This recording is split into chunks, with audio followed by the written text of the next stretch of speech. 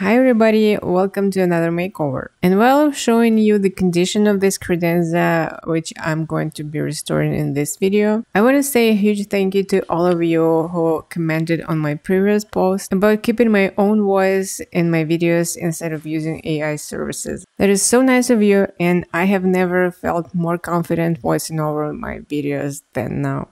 But let's get to my sideboard, and as you can see, it was in pretty rough shape. Scratches, watermarks, all my favorite things.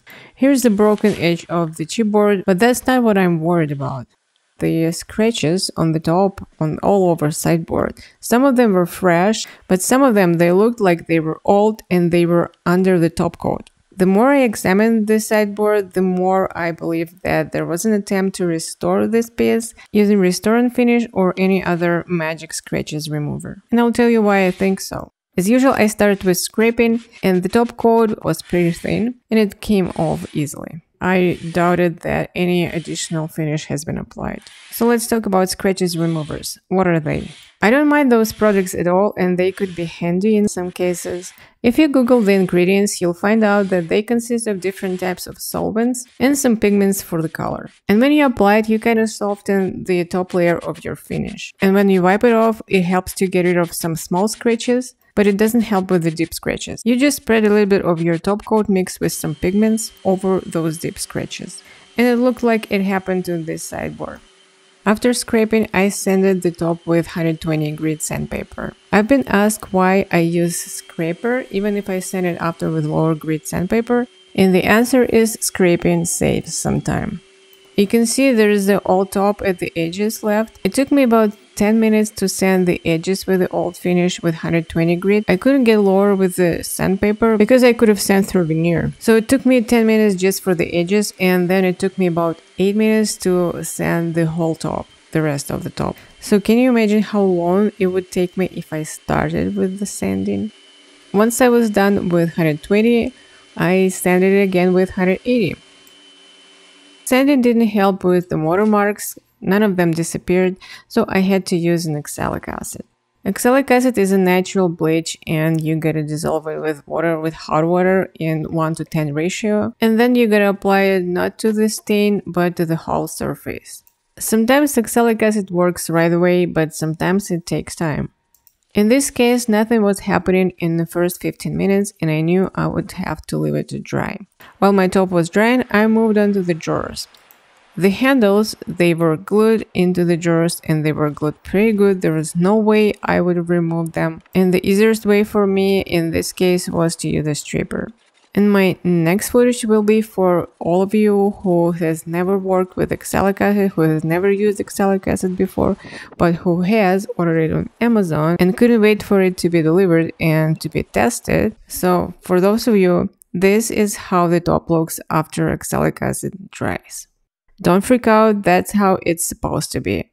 I'm saying it because when I first used the oxalic acid, I freaked out. I know that's pretty obvious that the oxalic acid is the crystals. I dissolved them in water, and after the water evaporated, the crystals left on the surface. And when I started thinking clearly, I realized that. But in those first 40 seconds, I panicked. I thought that I had ruined everything, and that's the reason why I'm sharing it with you. I just wanted you to be warned. And don't forget to rinse it with some water. I usually use warm water. So this is the top after one application of the oxalic acid. You can still see the watermarks, but I think they will disappear as soon as I sand it. But what bothered me the most were those scratches. And some of them were actually not real scratches. So these are the real scratches. Like I can feel there's still scratch in there.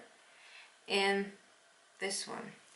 And here you can see these are not the scratches, they are scratch marks. One version could be that's the teak, and teak is a soft and oily wood, and the scratches, deeper scratches, could leave scratch marks. But what I think happened that the toner from the scratches remover penetrated into the fiber of those deep scratches. So the scratches ain't here, but the marks are. So one of the solutions could be to use a household bleach to try to bleach them out, but I decided first to stem out the deeper scratches I had on the surface, then sand the top and go from there.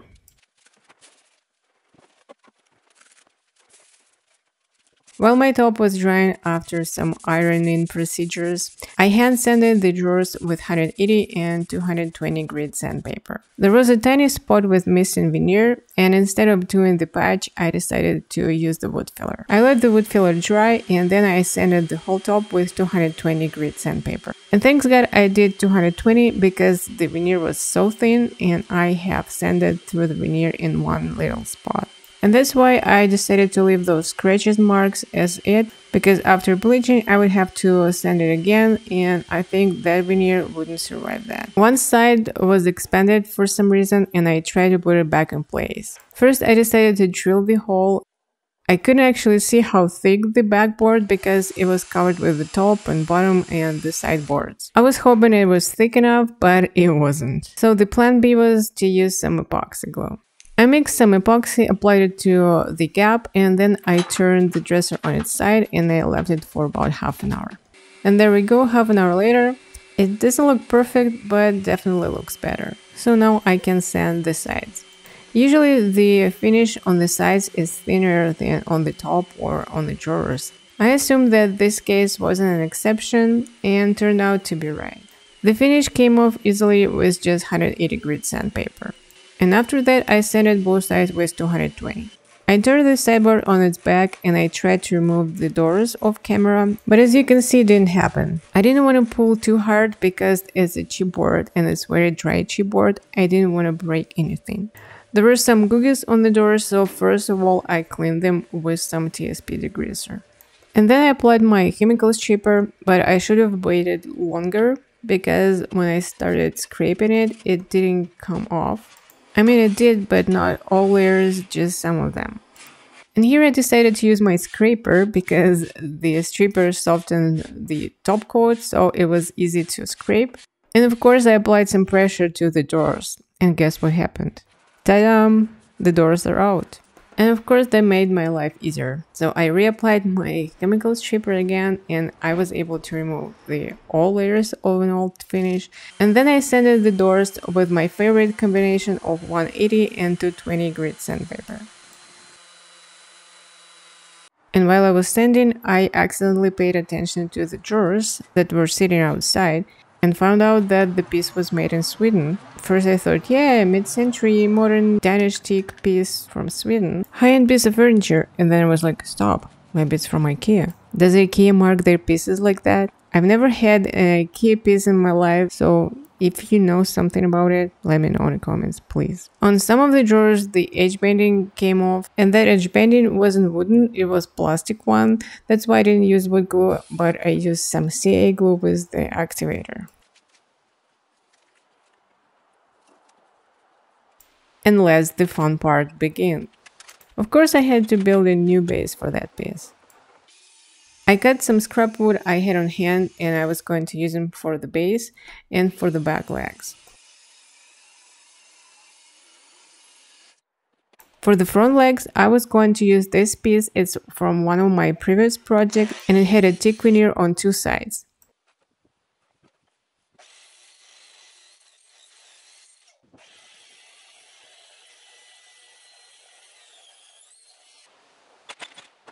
My scrap wood used to be an old bed frame and there were some holes here and there. So to fill up those holes, I used some epoxy glue and I mixed them with the sawdust. And I used the same mixture to fill up the hole at the edge where the chipboard was broken. I taped the popsicle stick to the side to keep the epoxy in place. I filled up the hole with epoxy and I let it harden for about half an hour. And it turned out pretty good. I sanded it before I applied some edge banding, but it happened off camera for some reason. I didn't have any teak veneer, but I had birch one on hand, so I used what I had. I measured and cut the pieces of the edge banding, and then I used my iron to glue them to the sides. I didn't apply any glue because the edge banding I had, it had a glue on one side. So I just needed to apply some heat and that was it. Once the epoxy hardened, I decided to add a little twist to my base. I don't know why I did that because it was so obvious that nobody was gonna see it. I think I was just excited to use the router with the guide for the first time. Oh well, I want to believe that this sideboard will go to the house with the toddlers, and from their heights they will be able to see and to appreciate my efforts with the gap I just created. And then I used my little tool to drill the pocket holes. Before assembling the base, I sanded the legs and the boards of the base with 180 and guess what, 220 grit sandpaper.